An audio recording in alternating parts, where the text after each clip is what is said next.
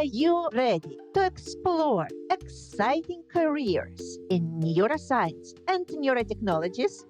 Then join me, your podcast host, Dr. Milena Krastenskaya, or simply Dr. K, and my amazing guests on the Neurocareers Doing the Impossible podcast. Discover what it takes to turn the impossible into reality. Tune in now to a thrilling episode number 51. Greetings, wonderful listeners of Neurocareers Doing the Impossible podcast. Are you ready for an exciting adventure? Then join us in our newest episode as we uncover the incredible connection between architecture, circadian rhythms, and our well-being. Have you ever wondered how the design of buildings affects our bodies and minds? Well, get ready to have your mind blown. We have the amazing Ali Heshmati, an architect extraordinary, joining us today. Ali is exploring the fascinating world of circadian rhythms and its relationship with architecture. With over 30 years of experience in architecture, Ali has worked on many impressive projects, but his real passion lies in understanding how our built environment affects our health. Ali is currently doing a PhD studying the impact of lighting and design on our nervous system. Can you imagine how the lights around us can affect how we feel and think? It's mind-boggling. But wait, there is more. Ali is not just an architect. He is also the co-founder of Circadian Eyewear, a cool company that creates special glasses to help balance our body's natural rhythms. These glasses are like magic. They help us feel better and stay healthier. Ali is on a mission to make our buildings and spaces better for our well-being. He believes that the design of our surroundings can have a big impact on our mood, performance, and even our sleep. Isn't that amazing? So, are you ready to explore the fascinating world where architecture and neuroscience meet? Then join us on this incredible journey with Ali Heshmati. Together, let's discover how our built environment can shape our lives for the better. Welcome, Ali. It's such an honor to have you on our podcast. Thank you very much for coming. Can you please briefly introduce yourself and tell us where you're joining us from? Hi, Melina. I am actually in Norway, sitting here at my office in the afternoon and having a great conversation with you. Thank you for inviting me. In terms of introduction, I have to tell you that I am a citizen of the world who has lived in 3 different continents now, originally from Iran. Grew up mainly in my sort of intellectual years in US, and now I'm in Norway with my family. My interest in architecture, I should say, was somewhat accidental. At the time, I did not really know what I want to do. But when I entered School of Architecture as a sort of exploratory sort of idea, it took a hold and never left. Essentially, from the beginning, I became fascinated with the idea that we can provide environments for people to flourish and to live better lives. So with that in mind, I have worked for 30 years in US and Europe, essentially to make sure that we build buildings, we design and build buildings for people that are optimal. Now, the thing you mentioned was very interesting because as I'm now looking at the impact of buildings on people, originally that wasn't the case. Originally, I was an architect designing buildings and never really thinking what these buildings do to people afterwards. Of course, the interest was always there to understand how they work and how they influence people, how people behave in them, but really not understanding the second half. And I say second half because, as you know, Winston Churchill says that we shape our buildings and thereafter our buildings shape us. And he's not an architect, but he was very insightful in that way that tells us the built environment has a huge impact on our health and well-being and on behavior and culture as well. We live, now it is proven that we live these days more than 90% of our lives inside the built environment. Meaning, in a day, you have less than an hour sometimes outdoors. So if you think about that, you kind of understand that it does have a big impact on our health and well-being and our mood, our psychology, and even the way we eat and behave. So for me, that was very fascinating sort of problem, if you will. And I've always been a sort of problem solver, curious about how to define problems and how to solve them in a creative way. Therefore, this was only natural for me to sort of go, okay, well, if neuroscience has found some sort of answers to many of these questions, how could we sort of understand these things better and then apply them to architecture? That's sort of way of introduction into this new segment of my sort of the studies on life. Thank you so much. That's a beautiful introduction. And I'm very curious, what was really that moment that prompted you to start looking for the connection between the brain, between our well-being and the architecture? Because you mentioned that at the beginning you were doing, normal architectural work and even didn't think about that. So what was the trigger? I had always been interested in understanding how my own sort of head works, my own brain works when I sit and solve a problem and understand where does creativity come from. And in doing so, in sort of that interest, I started sort of reading and looking into some neuroscientific papers. And later on, there's this group in US called ANFA, Academy of Neuroscience for Architects, which is a sort of really interesting interaction between neuroscience and architects. AIA, essentially American Institute of Architecture, and the Salk Institute sort of collaborated to put this thing together. It has been around for 20 years now, if I'm not mistaken. So I sort of followed these people from the beginning and started gaining a little bit more understanding of behavioral aspects of built environment. And at that point, it wasn't really for me, or at least for what was coming from ANFA, wasn't really about sort of circadian rhythms and health in terms of light and light influencing health, as much as it was about how people behave, how people move, what to anticipate, and how to sort of optimize for better sort of use of the space.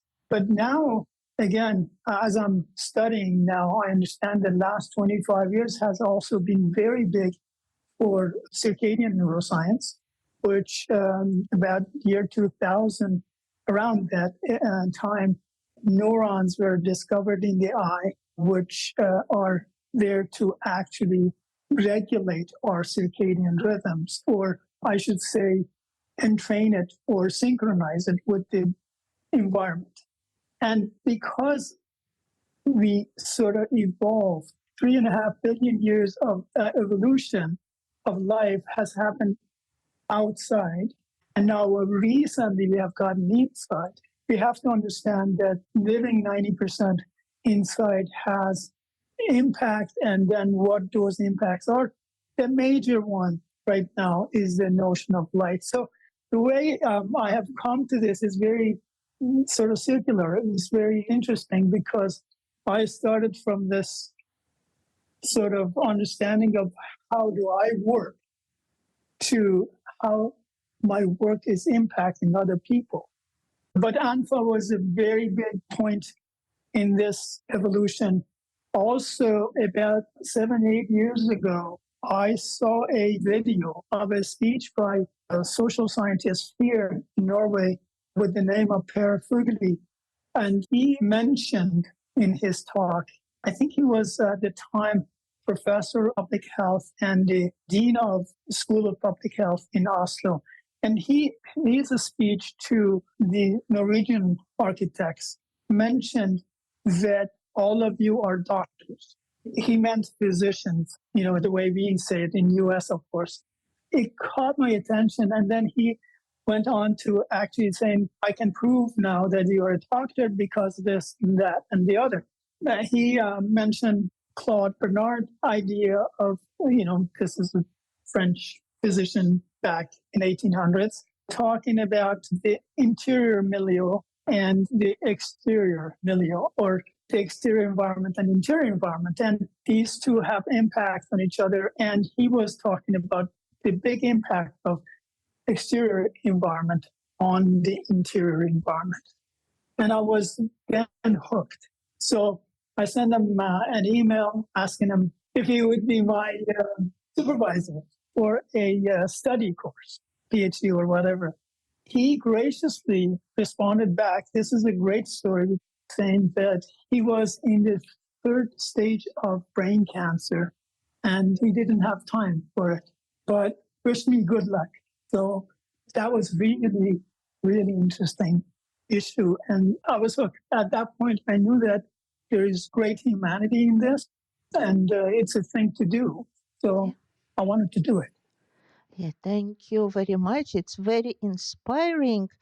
Can you tell our listeners about the conventional architecture? On the comparison, we can see what is the conventional approach to architecture and what is this new approach where architect is a doctor, yes, that can help us live healthy lives. Well, as you most likely know, in architecture schools in US, especially, that's a very tough place. Architects need to learn a lot. They need to learn about the structure. They need to learn about aesthetics. They need to learn about history. They need to learn about urban design. They need to learn about the relationship between culture and architecture and, many, many things. Therefore, architects are very busy when they are going to school and very little time to learn about biology. At the same time, we must understand that we are dealing with people. We are not just dealing with technology. We're not just dealing with art. It's true. Architecture is artistic. Architecture is technological. And architects need to learn about these things. Of course, they need to learn how buildings stand up and how buildings are, for example, today, energy efficient, sustainable, flexible enough that they can change. They have to learn about carbon footprint of their projects and so on and so forth. There are a lot of things that occupy architects. My fear has been that in middle of all of this, we forget the people. Because ultimately, what we produce is sort of a scaffold for people's life and the structure for people's life. If we forget that, then we have forgotten our real mission, if you will. And our real mission, in my opinion, and the difference is that I have started talking about this human-centric architecture, which people talk about also. I have started to talk about it in a way that physiology, the brain and the body, that's the place, that's the being that we are building for, the whole human being. And if we take that out, does not matter what the technology is, does not matter whether our carbon footprint is small, does not matter if this thing is sustainable or not. A building is not a building unless it serves the people well. But the difference between this approach that I'm calling biometric architecture And architecture is that the major focus is how the building impacts physiology, and the rest has to be addressed.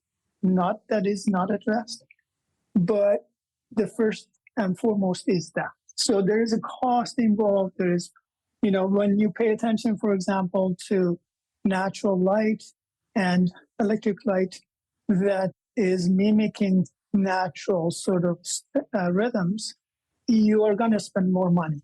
That's what it is. But then you will have buildings and people that are less sick.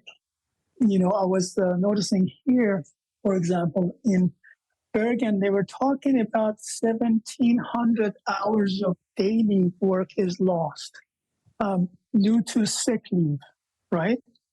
That's a lot of hours.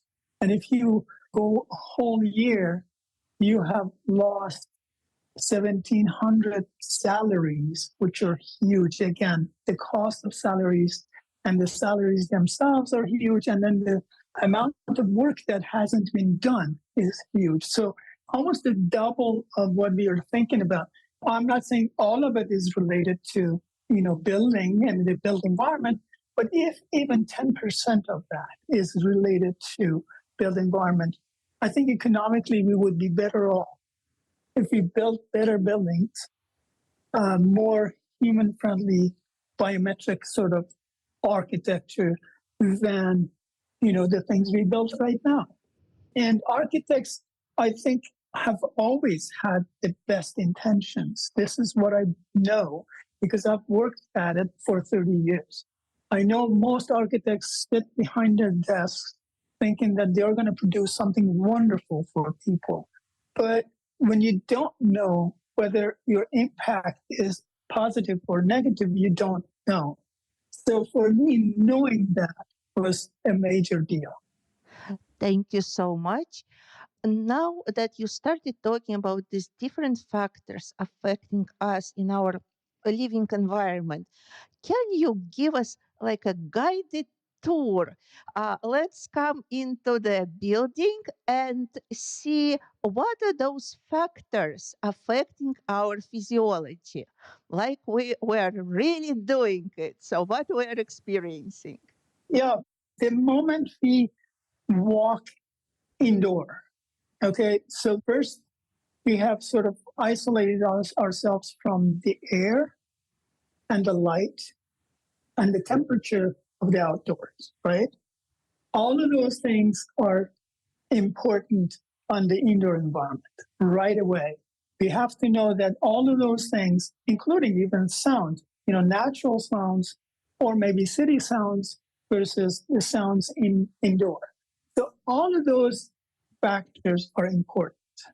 Now, in terms of light, a sunny day outdoor, when you come to work, you have about 50,000 lux of light on the outdoors or more. In places like Florida, you may have 100,000 of lux, right? So you have 100,000 lux outdoors in the sun. And at your eye level, you can get, let's say, about, from that 100, you can get about 60,000 lux of light. And then you come indoor. The indoor environment is regulated only for vision, not for circadian entrainment or synchronization, right?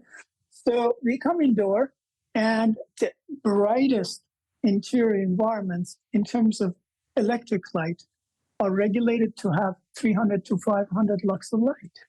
This is the difference, 300 to 500 lux of light versus 50, 60,000 lux of light. So it's a huge difference in the morning. And then at night, we have opposite, right? Natural environment is dark, black almost. The amount of light there is probably 0.01 lux. And then we come indoor and we have 300 to 500 lux. So that's the light.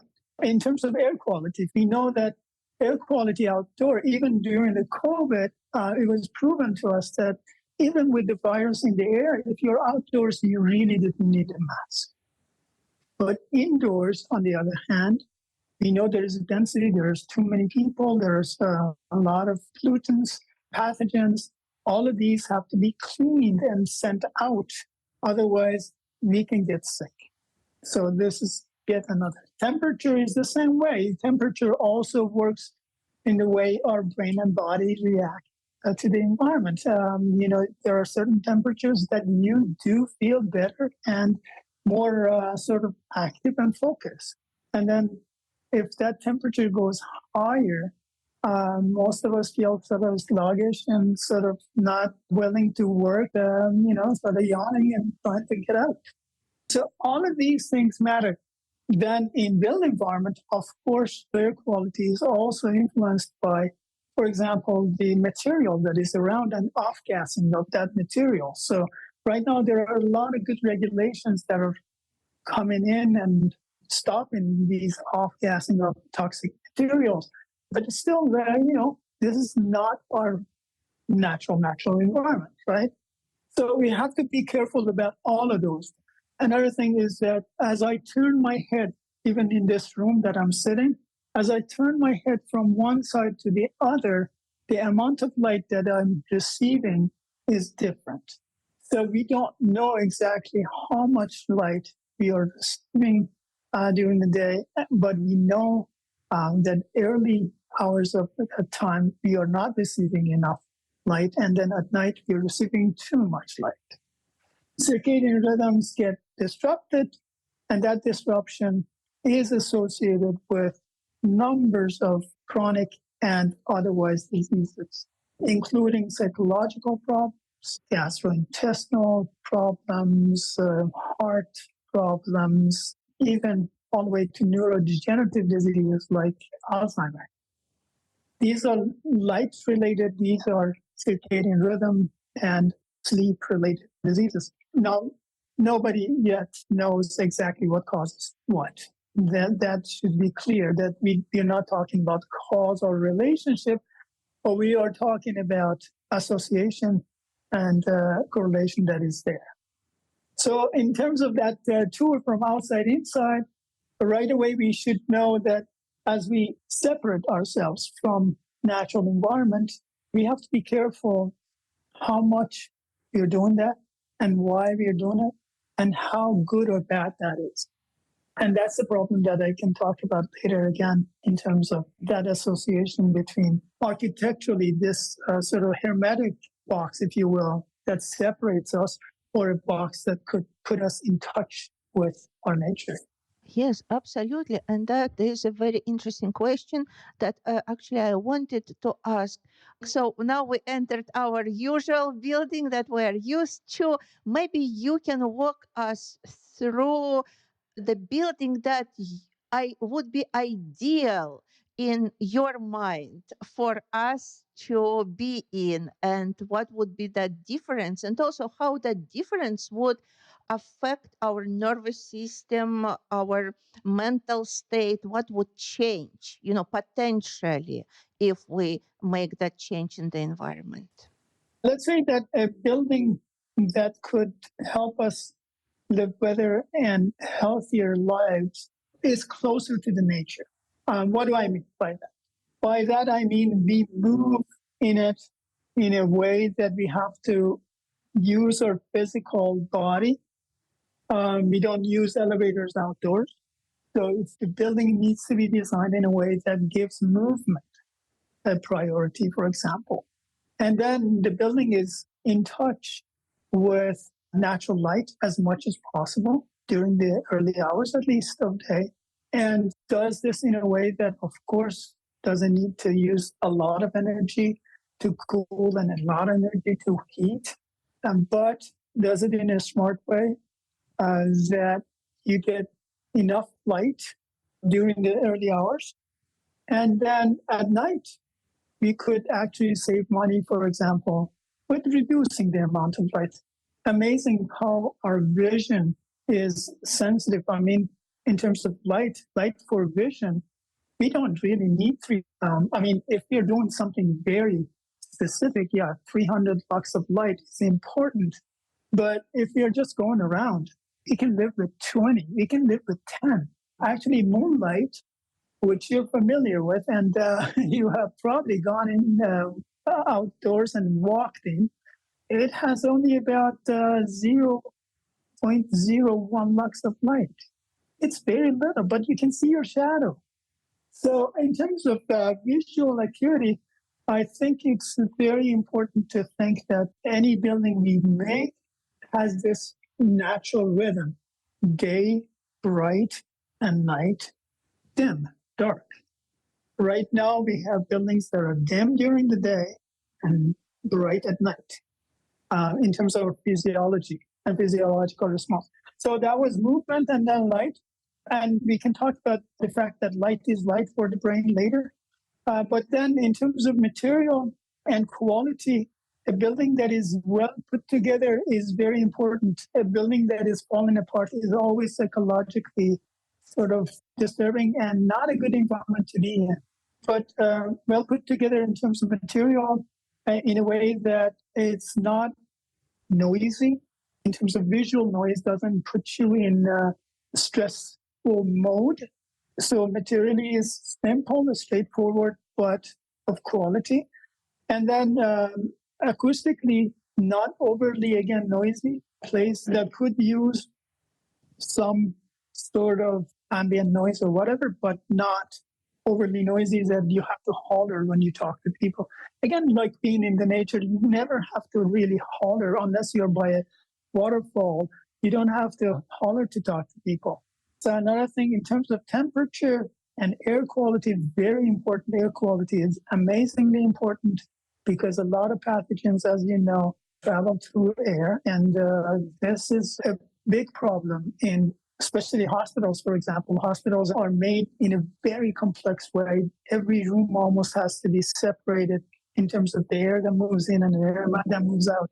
So there is a lot of work that goes into that. And I think we are getting more and more caught. In many buildings, we can afford to have a hybrid of natural and mechanical systems. We should be able to open windows. We should say to our engineers that we need to open windows, because when people open a window, they really get in touch with the people. Another thing that a good building would have is this ability of the user to sort of manipulate it, if you will, manipulate the space and room to their needs and to their desire. And not everything has to be that way, but some stuff, like, for example, that window that I was talking about, it's just totally psychologically very different when you can open a window, when you can't. In terms of color, now there's a good number of studies that show certain colors can help people to be more focused and active. Lighting also can be used. This is amazing. I'm working with Henry Lars Architects right now, and we did a project which classrooms had noise problems, right? And noise problem is usually addressed through acoustic material. It's not something that you would think maybe lighting can do something for.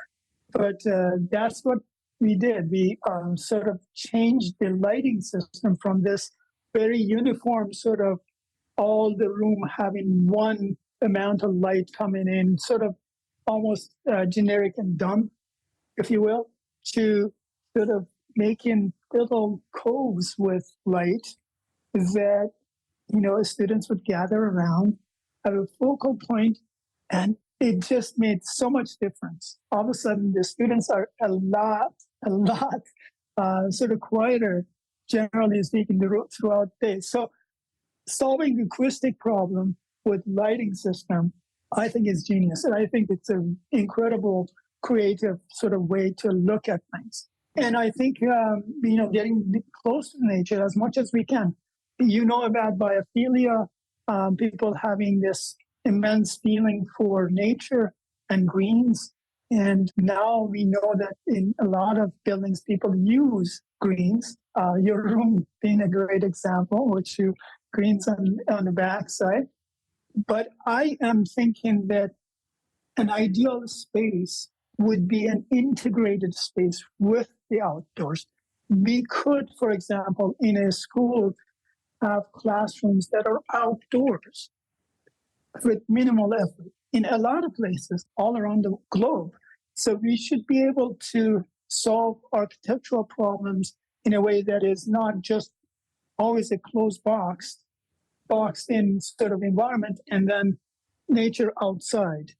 So that was the way, essentially, after discovery of mechanical systems and advent of electricity, that's the way we sort of started thinking and sort of making these hermetic boxes, these closed boxes. Now we are saying no, not only we need to open these boxes, but also maybe have an interaction, an interweaving of nature into these. It's not just a plant pot that I put in my room, is how do I take nature through the room? That would be ideal. That's beautiful. And maybe there are already places that implement this type of approaches, and maybe you can share some of them. And also, I'm curious about different countries. Maybe you see this change happening more in some countries versus others. And what are specifics of those?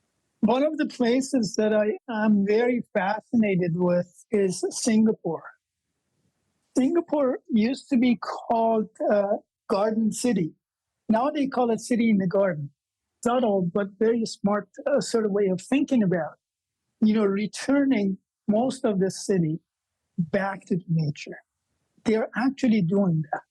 And they're doing it in a very smart way. They're getting rid of certain roads. They're getting rid of infrastructure that could have been underground, for example. They're getting rid of things that they had done before, for example, covering a river because they wanted to, travel over it. They're opening up these things in order to actually give it back to the forest, give it back to the jungle. And giving this back to the jungle has made the city that much better and more livable for people. So Singapore, I think this idea of city in the garden is incredible sort of notion. Understanding that we need to live with nature, not isolate ourselves from it. We need shelter, of course, because we can't live like other animals.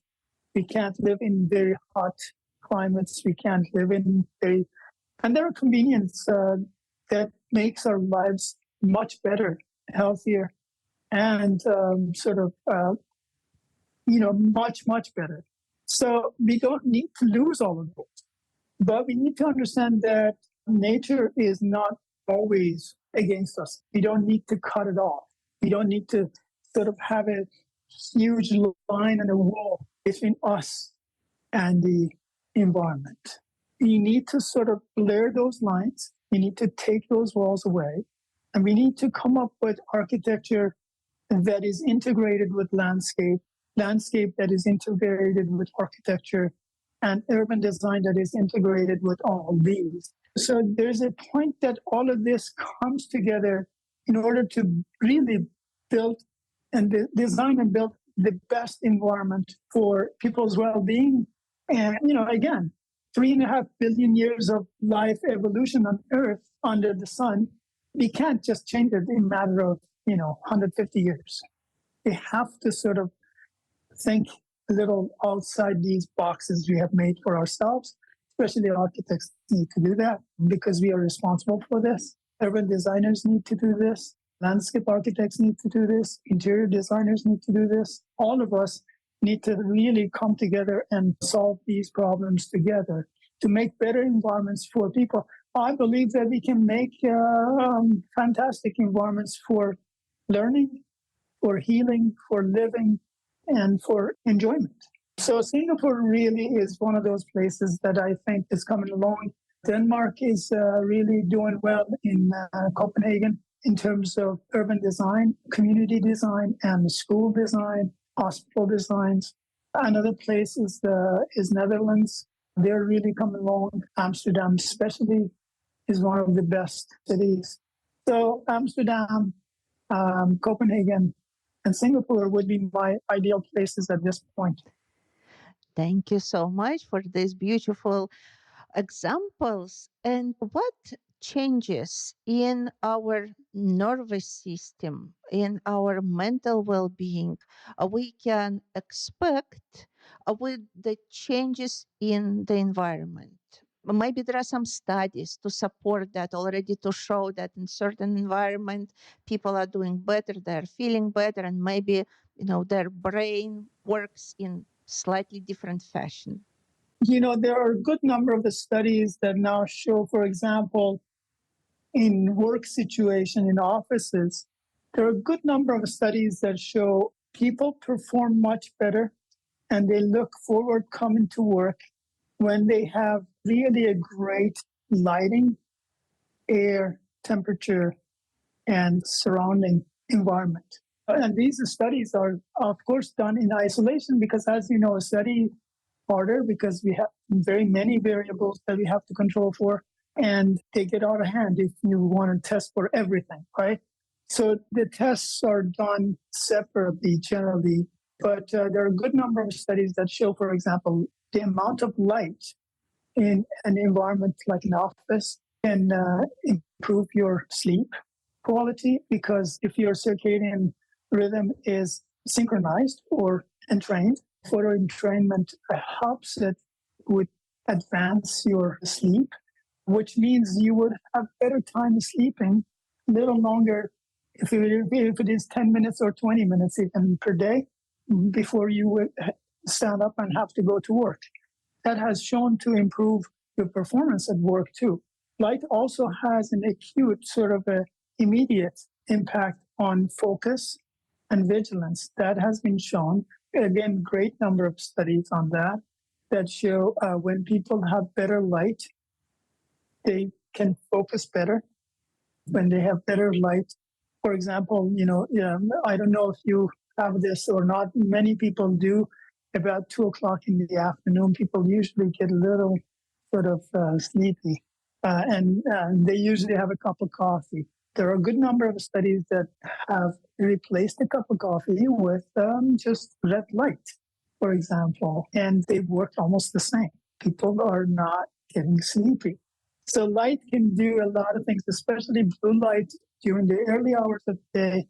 But then again, at night, it's opposite. The dark also matters, for example. So there are tons of studies, again, done on the impact of light at night and how it can suppress melatonin, which means, your sort of sleep would sort of be delayed and you have a tendency to go to bed a little later and then wake up a little later if you could. But you do usually when you work, you can't.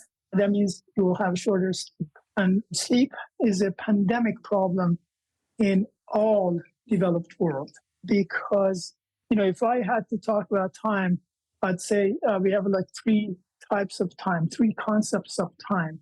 One is the standard time, which we sort of, we say it's 12 o'clock or 13 o'clock or whatever, wherever we are. Another one is your interior or circadian rhythms. That is the time that is run by all your clocks inside you. Billions of them have to be coordinated with the brain central clock. That's the biological time. And then we have yet another time, which is the social time, which is essentially dictated by your work schedule or cultural activities or, social activities. If those three are not in sync, they can cause problem, right? Especially the biological one with the other two. And most people right now don't sleep enough, thinking that, sleep is not so important. Why should we sleep? I mean, a lot of people have a great disdain for sleep, actually.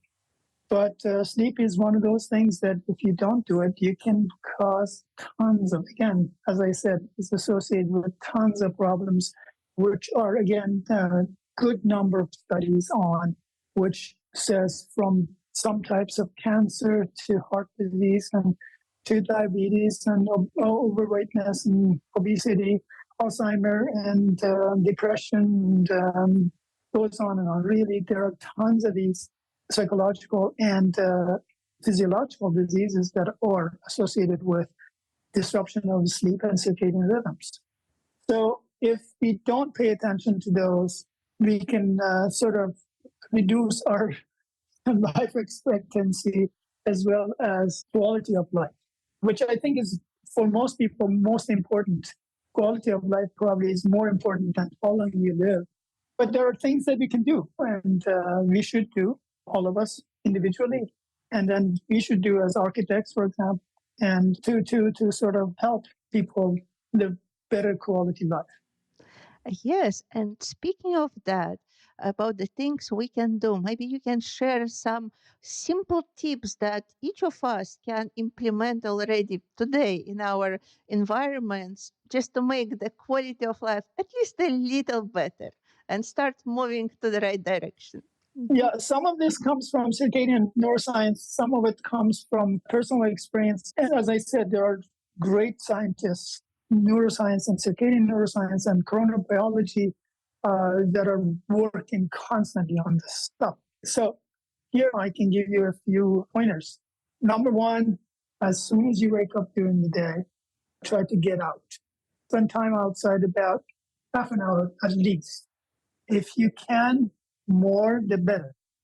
Now, what does this do is just gives you that boost of light that we were talking about, outdoor light, which would be about 50,000 to 100,000 lux of light.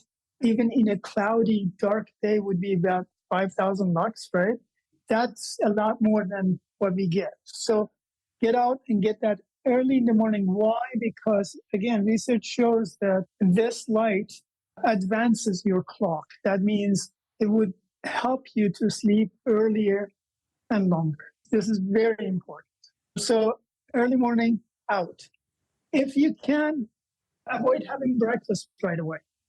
Now, this was coming from Sachin Panda, who is a great circadian neuroscientist, who actually came up with the idea of restricted feeding a long time ago. And we will talk about that in a second too. What that means is that your body is really not ready to consume food right as you wake up. Most of us have this feeling that "No, I don't want to eat, but I'm going to eat breakfast because somebody has told us that you have to have breakfast in the morning." That's a myth. Really, you don't have to have breakfast. Breakfast is your first meal whenever you eat it. So that's number two. Number three, schedule your meal time. This is very important, which is, for restricted feeding sort of time, you can schedule it for 6 hours a day, 8 hours a day, 10 hours a day, whatever you think you can handle. But when it gets to 12 hours a day, it's a little too much. And it goes beyond that for many people. Many people are their eating window is from 8 in the morning to 10 at night, 11 at night. And when I say eating, I mean really eating. Anything you put in your mouth that has nutritious value, has caloric value, it's food. So water is not a food, but anything else is almost food, right? So stop at a certain point, at least about 3-4 hours before you sleep, stop eating. Because again, your organs are not ready for this kind of food intake. I have my own schedule is like 6 hours. I usually have lunch, and then at 6 o'clock in the evening, I have my dinner, and that's it. Pretty much that's it. I can eat whatever. I'm not on a diet. I have to tell you this. I'm not on a diet, and I eat good amount of food from 12 o'clock to 6 o'clock. And then after that, I'm done. Water is always good, of course. So you talked about light intake, we talked about breakfast, and then timing of your meal. We should talk about timing of your exercise. If you can, daily exercise in the afternoon is best, preferably around 4 or 5 in the afternoon. Because what happens then, if you're managing your circadian rhythms all right, at that point, your physiology is really ready to do hard work. So you can do the best about then. And it's more effective. Exercise in the evening, in the late afternoon, like from 4 o'clock to 6, 7 o'clock, is a lot more effective than exercise in the morning. I'm not against exercise in the morning, but this is more effective if you want impact. Another thing we can do, we can avoid light night at all costs. We should turn our lights off. If we cannot do that, if you're looking at TV or whatever, you talked about the glasses. These glasses are made for this. They blue depleting glasses. Of course, they have to be of certain quality also. And I say quality, I mean, these glasses here are registered as a medical device, and they have been tested to stop about 98.9, which is 99% of blue light. But then also they reduce light by a certain large percent, meaning you cannot wear them for driving, for example, but it is very important to wear them when you're watching, for example, TV or you want to read a book. You should wear them at night, at least about 2.5, 3 hours before sleep. Unless you can just really make it dark. If you can make it dark in home, if you can have less than, let's say, 20 lux of light in your home environment, that's ideal. That's really ideal because, again, 20 lux of light does not reach your eye. A very small amount of that reaches your eye and your retina, so you'd be fine. Your melatonin secretion would be fine, and you would be able to go to bed on time. Another thing that light at night does is that because it suppresses melatonin, puts in our mind, it sends a signal to the brain, to the suprachiasmatic nucleus in the hypothalamus, that it is day because it sees the blue light. It goes, it's day. So you feel hungry. Feeling of hunger at night at 12 o'clock at night is mainly because of the light. It's not because you really feel hungry.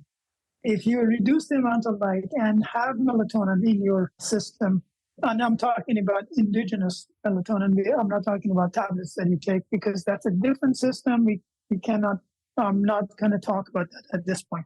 So reducing light at night, totally getting rid of it, essentially, would make your body essentially feel more satiated and less hungry. So this could be a good fight, against gaining weight, for example. Another thing is if you can schedule your social activities at times that don't interfere with your sleep. Of course you can't. I know, I understand this, that people need to go out once in a while on Saturday night or Friday. That's fine. But generally speaking, try to schedule your social activity at a time that is meaningful to your circadian system. The last probably would be schedule your sleep time. And what do I mean by that? I absolutely don't like alarm clocks.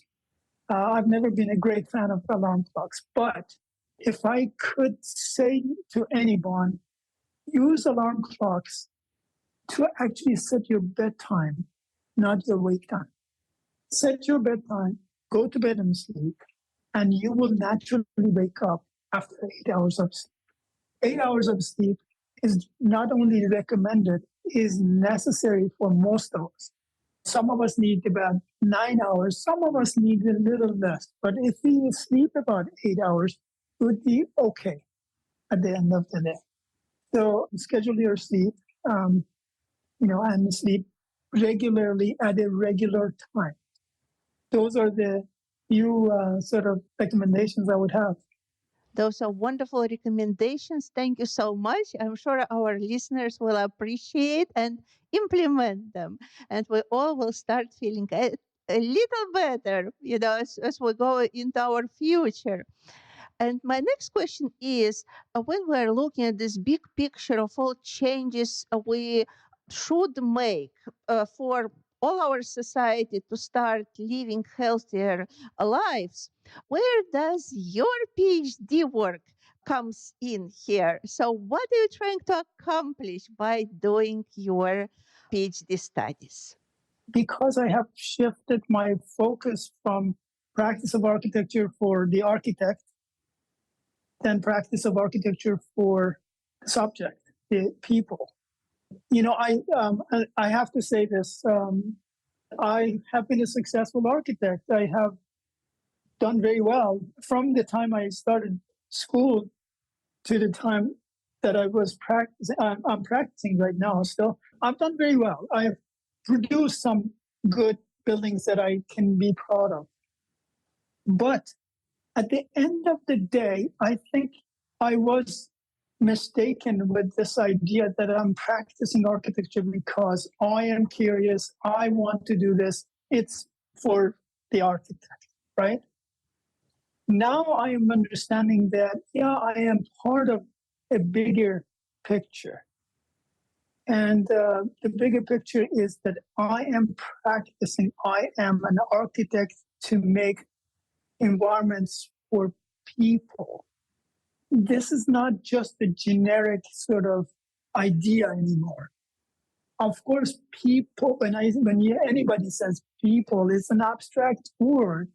It doesn't mean, certain things, but also it means a lot because I have to be now conscious of how the built environment impacts people. So my PhD is focusing on that. My PhD is focusing on the fact that how can we design, for example, school buildings that would produce a smarter student?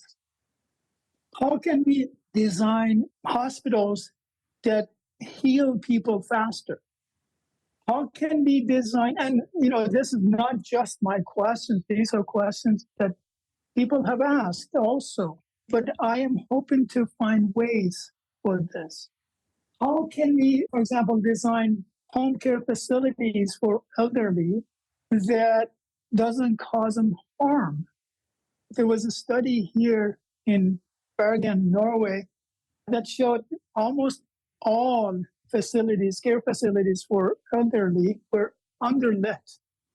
And that causes a lot of falling, a lot of breakage, a lot of pain. I think we can change that in a way that people don't fall as much, at least, right? So my studies essentially getting at this idea that if there is a biomarker, if there is a biological marker of the impact of building, I want to find it, right? And if I find that, then I can say, okay, well, if we do this, maybe we can, eliminate that problem. And then we can just check, did we do that? So the biomarkers of architectural environment could be sort of biomarkers that can help us to design, essentially, design environments that are more appropriate for the tasks and functions they want to address. And that said, I have to add this, that I am not talking about a formulaic approach. I'm not talking about a boring approach. I'm not talking about lack of aesthetics, because I know aesthetics also impact the brain, also impact the quality of life. So I'm talking about that and more. I'm not talking about this. I'm talking about a complex system that takes psychology and physiology and psychiatry and neuroscience, all of this together to make a coherent architectural space that can stand technologically, can be beautiful aesthetically, and can address all the needs, all the human natural needs that we don't even know we have. We don't know we need light, but we do, right? We don't know why we get sick, but we do get sick.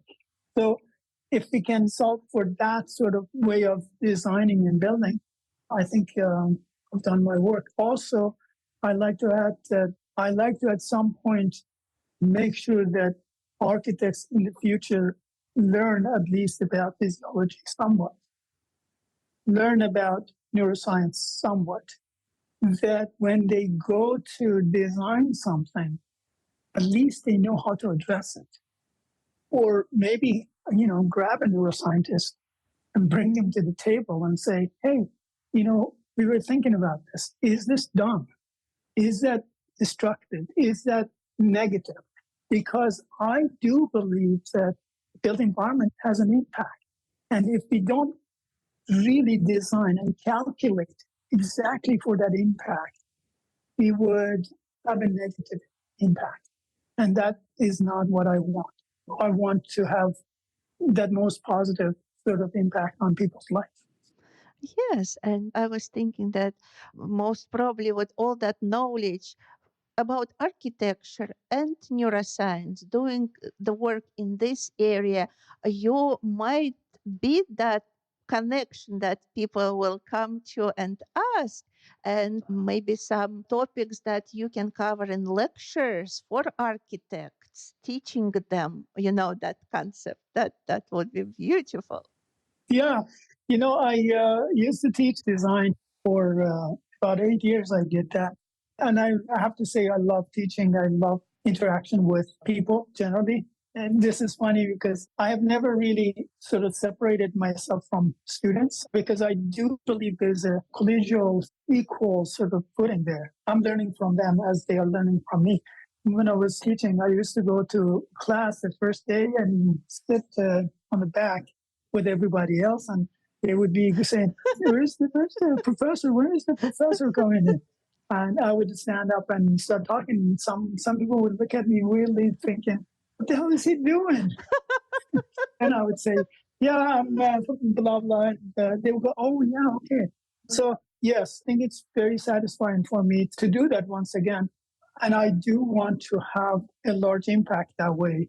What I learn is not just for me, it's not just for my practice, but it is for everybody. I now actually do go give lectures. I'm invited to give a lecture in Durban, South Africa, another one in Oslo. I had done one in Bergen, one in Oslo, and a few other ones coming up. So it's happening that I'm doing that. I like the idea of teaching again. Where and when, I don't know, but I know that it's coming. I have to do that if, as you said, if I want to be that bridge. And I do feel like bridge now, not only between architecture and neuroscience, but architecture and other design disciplines as well. Even within architectural practice right now, all these disciplines are sort of separate, mechanical engineers and electrical engineers and lighting designers and interior designers and landscape architects and then urban designers and then architects. I understand that professionally it makes sense to be separated, but it comes to designing built environment, human environment, we need to really design it from scratch together and a sort of integrated approach, if you will. And we do need to have neuroscientists. We need to have public health specialists.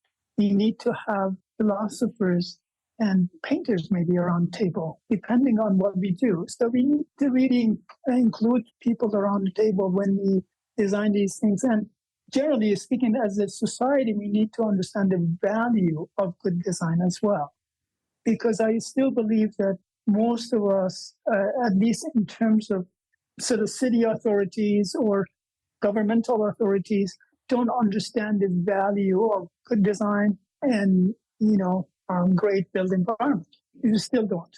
I think architects are a little ahead over there. I mean, when I say architects, I'm talking about designers. I should say designers. Designers are a little ahead there because they have seen the good impact of it on their own environment or the things they have designed before. They have aha kind of moments as well. But I think a lot of my talks need to be also concentrated on that sector, on the municipalities, on the lawmaking, and on the regulation. And that says, for example, right now, daylight is regulated only as a sort of thing for vision. But could we regulate it as a health issue? Yeah. So that's where I'm going with this. Thank you so much. And as you mentioned, students, for those students who might be doing architecture right now, studying architecture, what resources would you recommend for them to read, to watch, maybe attend certain events that can bring them closer to this human centered design that also cares about our nervous system and our well being, where they can learn more about that? I think it's best to get out of your discipline when you want to know something about your discipline, because the writings that are done, for example, writings on biophilia or writings on human centric lighting or human centric architecture, a lot of these are done by designers. We should really get out of that discipline and look at scientists. Mm-hmm. I mean, when we talk about biophilic design, and we should look at the best papers. There is a sort of unbiased sort of approach there. We can look at it, you can read it, you can understand it easy, and sort of say, this is useful or not. In terms of circadian neuroscience, I love this book from Russell G. Foster called Lifetime, I think. I bought it and I couldn't put it down. I had to read it end to end and put it aside, but I go back to it. It's a great source book because it talks about different aspects of, and he's one of the most, again, accomplished scientists in that area, and he has worked around the world. So the book goes through chapters and talks about sleep, talks about circadian rhythms, talks about our biological system, talks about endocrine system, and goes on and on. It talks about a lot of things, but it talks about it in a very simple way.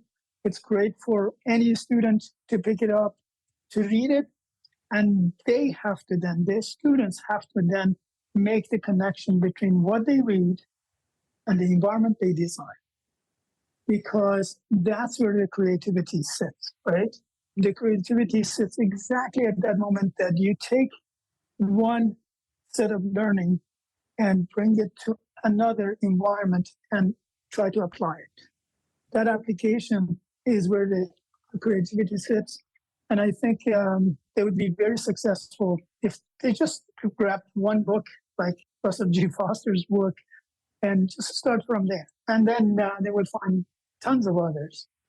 I really liked the approach you suggested to not only take already solution that was made by a designer who did the job, yes, and read the literature and made the connection, but actually you're encouraging people to make their own connections, to come up with new ideas and ways of connecting those two fields and making you a solution that nobody yet had.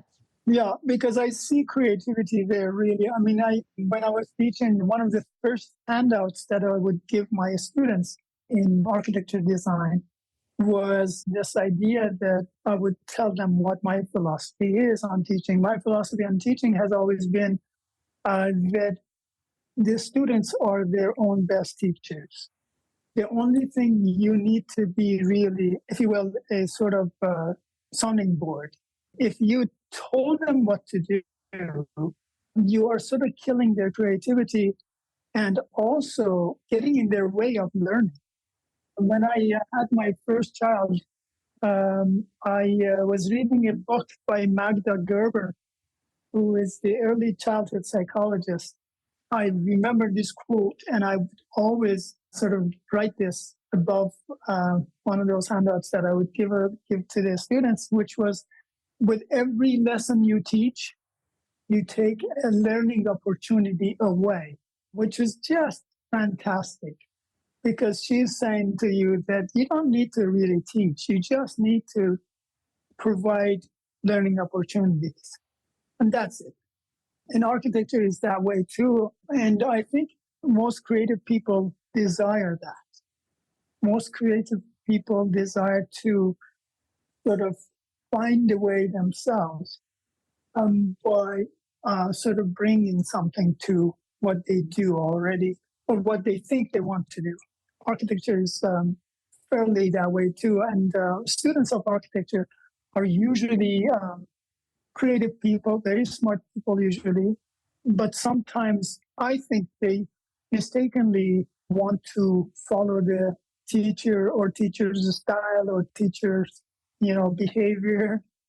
So we had talks about this all the time. Like they were prohibited in my class, prohibited to use architecture lingo, for example.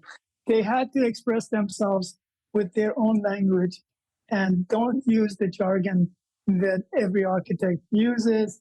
They were told right away that they are not architects, they are students of architecture, and to remain students of architecture and to be creative is to really make it your own, not to just sort of mimic and follow what has come before you. And I like to continue that, of course, at some point. But again, for me, also important to educate the society as well in general about the impact of buildings on people and how we can improve it. Yes, absolutely.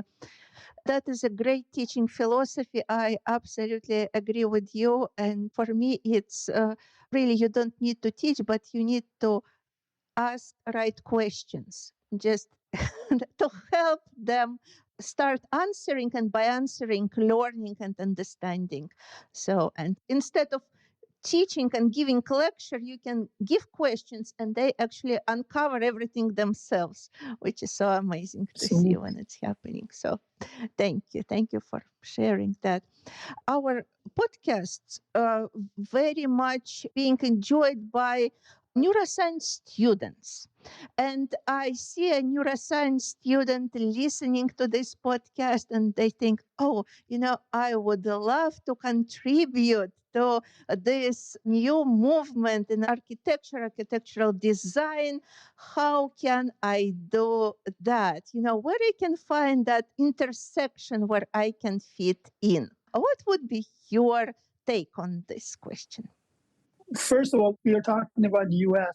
Definitely look into unveil, Academy of Neuroscience for Architects.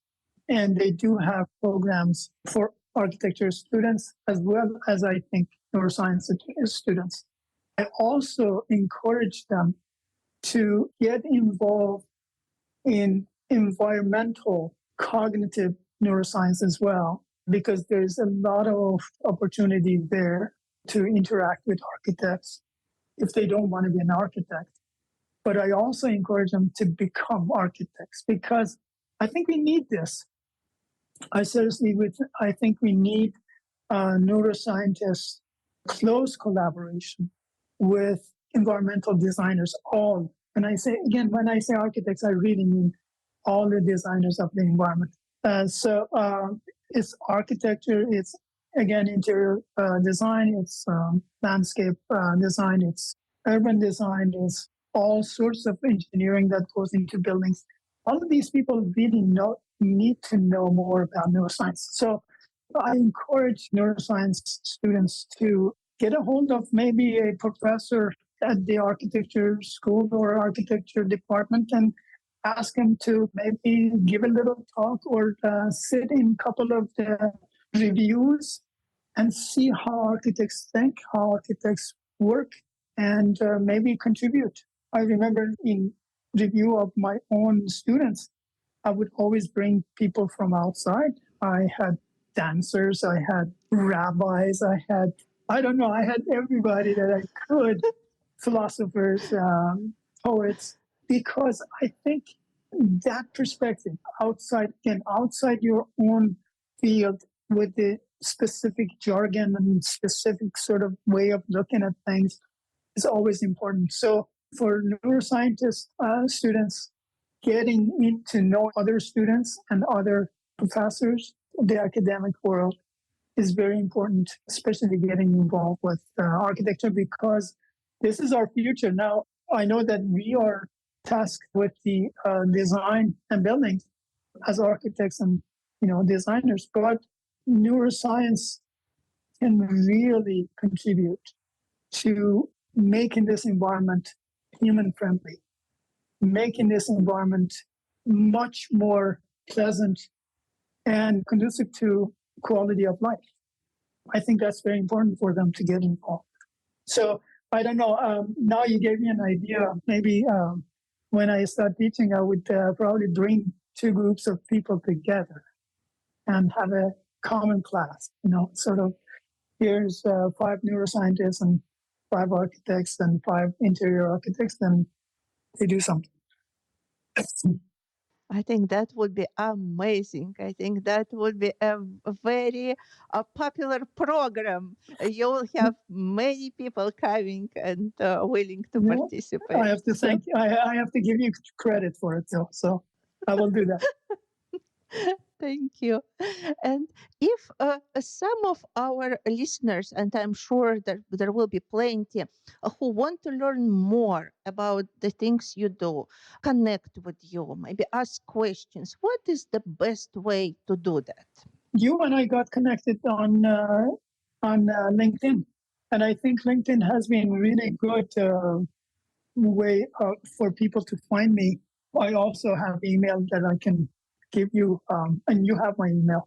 They can use that any which way they want to, but the easiest way would be either the email or the LinkedIn connection.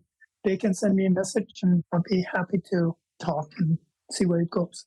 Yes, thank you so much. And we will add that information into our podcast notes so our listeners can connect with you.